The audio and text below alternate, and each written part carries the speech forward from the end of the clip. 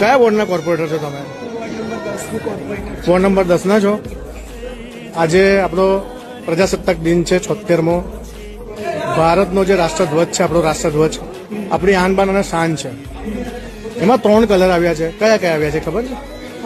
કયા કયા છે? સફેદ, કેસરી અને ગ્રીન. સફેદ, કેસરી અને ગ્રીન. એમાં ઉપર કયો કલર આવે? ઉપર વ્હાઈટ આવે. કેસરી રંગ ક્યાં આગળ આવે? વચ્ચે આવે. લીલો? લીલો નીચે આવશે, કેસરીના નીચે. કેસરી નીચે લીલો આવે. વચ્ચે શું હોય? અશોક ચક્ર. અશોક ચક્ર હોય. એ શું સૂચવે? દેશની અખંડિતતા માટેનું અશોક ચક્ર છે કે જે રાષ્ટ્રધ્વજ છે, આપણી આન બાન અને શાન છે. રાષ્ટ્રધ્વજ કોણે બનાવ્યો? એટલે એટલા માટે આયા છો તમે મને? મતલબ અમારું તો કામ છે સવાલ પૂછવાનું. રાષ્ટ્રધ્વજ કોણે બનાવ્યો ખબર છે આપને? નથી ખબર. ના ના, રાષ્ટ્રગીત કયું?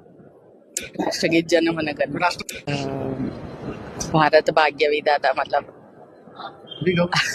રાષ્ટ્રગીત અને રાષ્ટ્રગાન કોણે કોણે લખ્યા નથી ખબર. રાષ્ટ્રગાન અને રાષ્ટ્રગીત વચ્ચેનો તફાવત? રાષ્ટ્ર આપણું જે ગાન છે એ આપણે જે છે લાસ્ટમાં આપણે ગાઈએ છીએ અને રાષ્ટ્રગાન જે છે આપણે કોઈ પણ આપણું જે ઇવેન્ટ રાષ્ટ્રગીત છે આપણે એ સૌથી પહેલા ગાય છે, રાષ્ટ્રગાન આપણે પછી ગાઈએ છીએ. રાષ્ટ્રગીત કયું? રાષ્ટ્રગીત આપણું છે ને ગણમન. રાષ્ટ્રગાન? ભારત એ જ ને આપણું. શું કયું?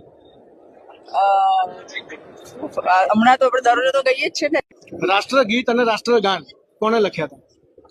બંકિમ ચટ્ટોપાધ્યાય કે એવું કંઈક નામ છે એમનું, બંકિમ. એવું કઈ